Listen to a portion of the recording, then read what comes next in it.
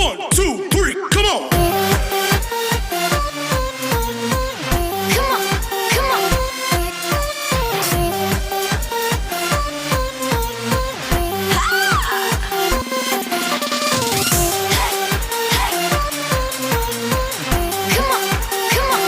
Assalamualaikum warahmatullahi wabarakatuh. Di sini kami kelompok 6 akan menjelaskan tentang studi kelayakan bisnis, aspek keuangan, dan sumber daya manusia. Nah, yang pertama kita akan membahas aspek keuangan terlebih dahulu. Aspek keuangan ini sendiri terdiri atas dua materi, yakni yang pertama adalah modal dan menentukan harga produk. Yang pertama, saya akan menjelaskan tentang modal. Nah, pengertian dari modal awal ini sendiri yakni merupakan suatu modal baik dalam bentuk tenaga maupun uang yang akan digunakan untuk mulai suatu usaha untuk pertama kalinya di dalam perusahaan tersebut.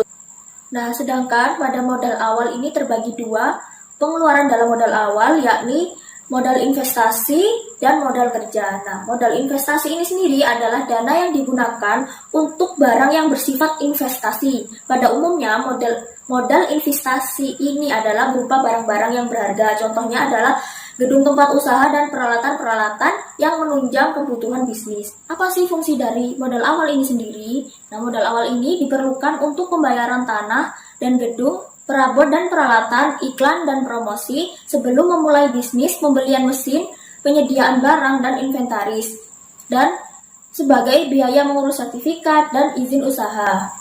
Sedangkan modal kerja adalah dana yang diperlukan untuk pengeluaran biaya sehari-hari guna menjalankan bisnis itu sendiri. Selanjutnya, modal kerja ini terdiri atas 3 komponen, yakni kas, piutang, dan persediaan barang baku. Nah, kas ini sendiri adalah kebutuhan untuk upah, sewa, promosi, dan kebutuhan operasional bisnis.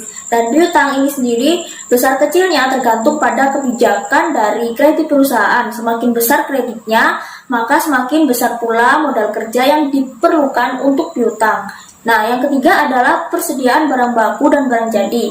Nah, perusahaan manufaktur memerlukan bahan baku untuk memproduksi barang. Semakin banyak bahan baku dan barang jadi, maka semakin banyak pula modal kerja yang diperlukan.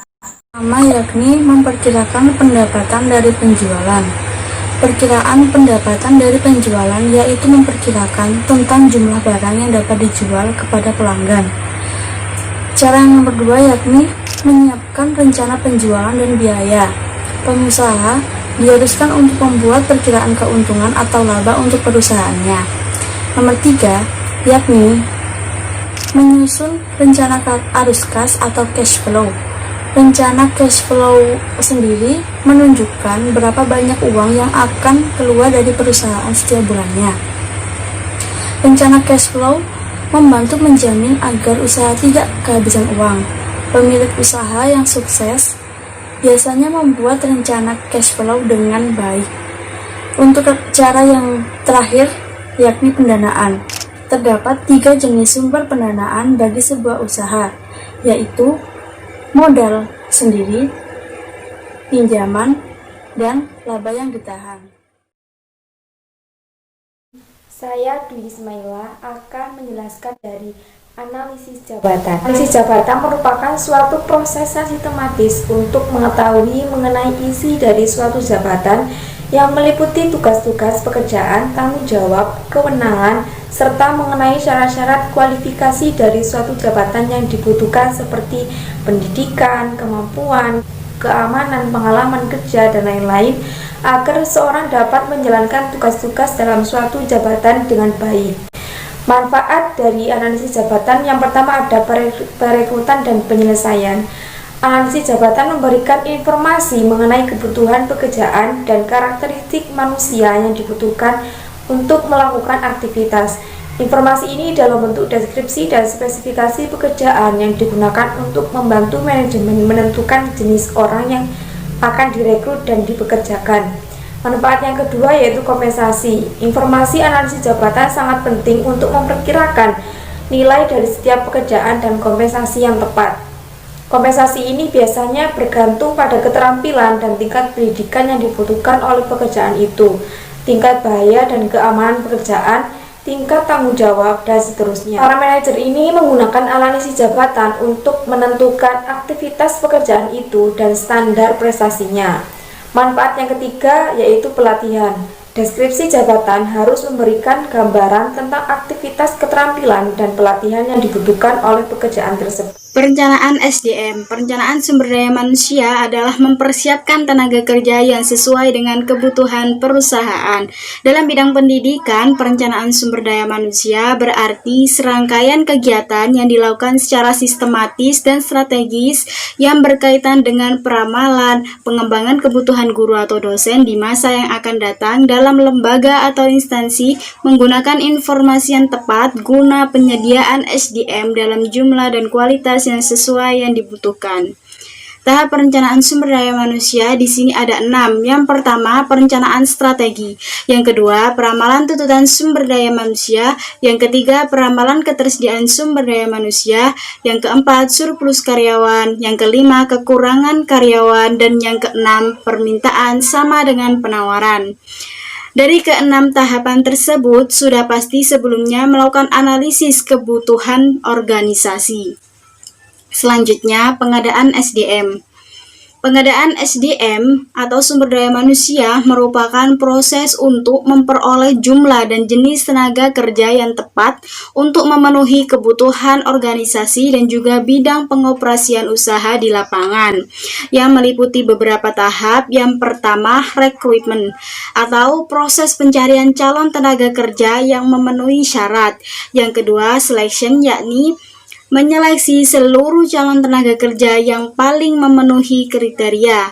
Yang ketiga yakni placement, yakni penempatan tenaga kerja yang lolos seleksi dengan jabatan yang telah disediakan atau yang dibutuhkan oleh organisasi tersebut. Selanjutnya, kompensasi adalah suatu imbalan atau penghargaan kepada setiap personal atau karyawan yang bekerja di suatu perusahaan atau lembaga pendidikan. Kompensasi ini penting adanya demi mencapai tujuan yang diinginkan yang bertalian langsung dengan keberlangsungan karyawan yang bekerja. Selain itu, tujuan kompensasi antara lain menjamin keadilan, memikat karyawan, dan menahan karyawan yang berkompeten, menghargai perilaku yang diinginkan, atau mendorong peningkatan produktivitas kerja. Umumnya, imbalan atau jasa yang diterima karyawan itu berupa kompensasi finansial seperti upah, gaji, komisi, bonus, dan asuransi. Dan ada juga yang kompensasi non-finansial itu berupa rasa aman, pujian, pengakuan, dan peluang untuk kenaikan penghasilan. Selanjutnya, pengembangan. Pengembangan sumber daya manusia sebagai usaha menyiapkan orang baik sebagai kelayakan SDM dalam meningkatkan suatu bisnis yang tinggi. Program pelatihan atau training juga mendukung adanya pengembangan SDM yang bertujuan untuk memperbaiki penguasaan berbagai keterampilan dan teknik pelaksanaan kerja tertentu untuk kebutuhan. Sedangkan pengembangan bertujuan untuk menyiapkan pegawainya siap memangku jabatan tertentu di masa yang akan datang. Pengembangan bersifat lebih luas karena menyangkut banyak aspek, seperti peningkatan dalam keilmuan, pengetahuan, kemampuan, sikap, dan kepribadian. Program pelatihan dan pengembangan juga dapat meningkatkan efisiensi dan efektivitas kerja karyawan dalam mencapai sasaran kerja. Selain itu, pengembangan untuk meningkatkan pengetahuan dan keterampilan agar mampu memenuhi tuntutan perusahaan atau lembaga pendidikan dalam menghadapi persaingan maupun perubahan. Sehingga, pengembangan sumber daya manusia menjadi salah satu aktivitas yang penting. Pelatihan dan pengembangan bisa dilakukan di dalam atau di luar perusahaan sesuai dengan kebutuhan dan anggaran perusahaan. Nah, berikutnya adalah penjelasan tentang integrasi. Nah, apa sih integrasi itu? Integrasi ini merupakan kegiatan menyatupadukan keinginan karyawan dan kepentingan usaha agar menciptakan kerjasama yang menciptakan kepuasan satu sama lain. Nah, jadi integrasi dalam studi kelayakan aspek sumber daya manusia ini jadi pihak dari perusahaan mencoba untuk mendengar aspirasi dari karyawan dan memenuhi kebutuhan mereka agar karyawan ini bersedia untuk berpartisipasi aktif menuangkan idenya dengan semangat kerja keras untuk tercapainya tujuan perusahaan serta terpenuhinya kebutuhan karyawan itu sendiri. Hubungan kerja adalah mengembalikan karyawan ke masyarakat. Hal ini disebabkan karena karyawan pada umumnya belum meninggal dunia sampai habis masa kerjanya. Alasan dilakukan pemutusan hubungan kerja pada prinsipnya dapat terjadi kalau salah satu pihak atau kedua belah pihak merasa rugi bila hubungan kerja tersebut diteruskan. Dengan demikian, pemutusan hubungan kerja dapat terjadi karena keinginan karyawan, keinginan perusahaan atau lembaga, atau keinginan dari kedua belah pihak. Fungsi dari pemutusan hubungan kerja yang pertama yaitu mengurangi biaya tenaga kerja, yang kedua menggantikan kinerja yang buruk, dan yang ketiga kesempatan untuk perbedaan yang lebih besar. Tujuan dari PHK yaitu perusahaan atau lembaga bertanggung jawab terhadap jalannya dengan baik dan efektif, salah satunya dengan pemutusan hubungan kerja agar dapat mencapai sasaran seperti yang diharapkan dan tidak menimbulkan masalah baru.